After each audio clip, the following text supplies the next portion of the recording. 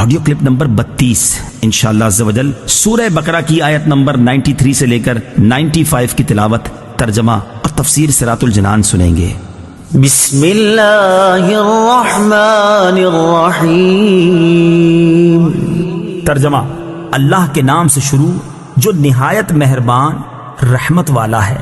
وَإِذْ أَخَذْنَا مِيثَاقَكُمْ وَرَفَعْنَا فَوْقَكُمُ الطُّورَ خُذُوا مَا آتَيْنَاكُمْ بِقُوَّةٍ وَاسْمَعُوا قَالُوا سَمِعْنَا وَعَصَيْنَا وَأُشْرِبُوا فِي قُلُوبِهِمُ الْعِجْلَ بِكُفْرِهِمْ قُلْ بِئْسَ مَا يَأْمُرُكُمْ بِهِ إِيمَانُكُمْ إِن كُنتُم مُّؤْمِنِينَ۔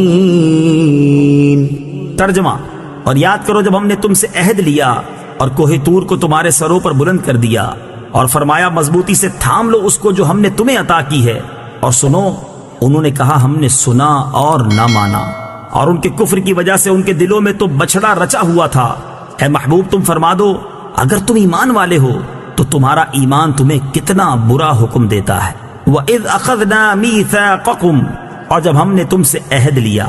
تفسیر صراط الجنان میں ہے، یعنی اے یہودیوں وہ وقت یاد کرو جب اللہ تعالیٰ نے بنی اسرائیل سے تورات پر عمل کرنے کا عہد لیا، لیکن انہوں نے حسب عادت نافرمانی کی تو اللہ تعالیٰ نے ان پر کوہ طور کو ہوا میں بلند کر دیا اور ان سے فرمایا کہ چلو اب مضبوطی سے اس تورات کو تھام لو جو ہم نے تمہیں عطا کی ہے اور ہمارے احکام دھیان سے سنو۔ بنی اسرائیل نے ڈر کے مارے دوبارہ اطاعت کا اقرار تو کر لیا، لیکن ان کے دل کی حالت پہلے جیسی ہی رہی، اور شریعت کا حکم چونکہ ظاہر پر ہوتا ہے دل پر نہیں، اس لیے بنی اسرائیل کے زبانی اقرار کرنے پر ان سے کوہ طور کو ہٹا لیا گیا، اگرچہ ان کے دل میں وہی انکار تھا، اور در حقیقت ان کے کفر کی وجہ سے ان کے دلوں میں تو بچڑے کی محبت گھسی ہوئی تھی۔ اے حبیب علیہ الصلوۃ والسلام، آپ ان سے فرمائیں کہ اے یہودیوں تم اپنے اسلاف کی اس حرکت کو جانتے ہو، لیکن تم نہ اس سے نفرت کا اظہار کرتے ہو اور نہ ہی اس سے اپنی براءت ظاہر کرتے ہو، تو خود بتاؤ کہ کیا تورات پر ایمان لانے کے یہ تقاضے ہیں؟ اگر اس کے یہی تقاضے ہیں تو تمہارا ایمان تمہیں کتنا برا حکم دیتا ہے۔ قل إن كانت لكم الدار الآخرة عند الله خالصة من دون الناس فتمنوا الموت إن كنتم صادقين۔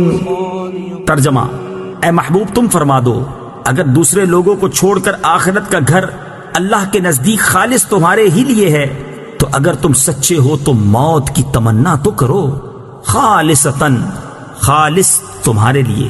تفسیر صراط الجنان میں ہے، یہودیوں کا ایک باطل دعویٰ یہ تھا کہ جنت میں صرف وہی جائیں گے، جیسا کہ سورہ بقرہ کی آیت نمبر 111 میں یہ دعویٰ مذکور ہے۔ اس کا رد فرمایا جاتا ہے کہ اگر تمہارے گمان میں جنت تمہارے لیے خاص ہے اور آخرت کی طرف سے تمہیں اطمینان ہے، اعمال کی حاجت نہیں، تو جنتی نعمتوں کے مقابلے میں دنیاوی مصائب کیوں برداشت کرتے ہو؟ موت کی تمنا کرو تاکہ عیش و آرام والی جنت میں پہنچ جاؤ، اور اگر تم نے موت کی تمنا نہ کی تو یہ تمہارے جھوٹا ہونے کی دلیل ہے۔ حضرت عبداللہ ابن عباس رضی اللہ تعالی عنہما سے روایت ہے، حضور اقدس صلی اللہ تعالی علیہ وسلم نے ارشاد فرمایا اگر یہودی موت کی تمنا کرتے تو سب ہلاک ہو جاتے اور روئے زمین پر کوئی یہودی باقی نہ رہتا۔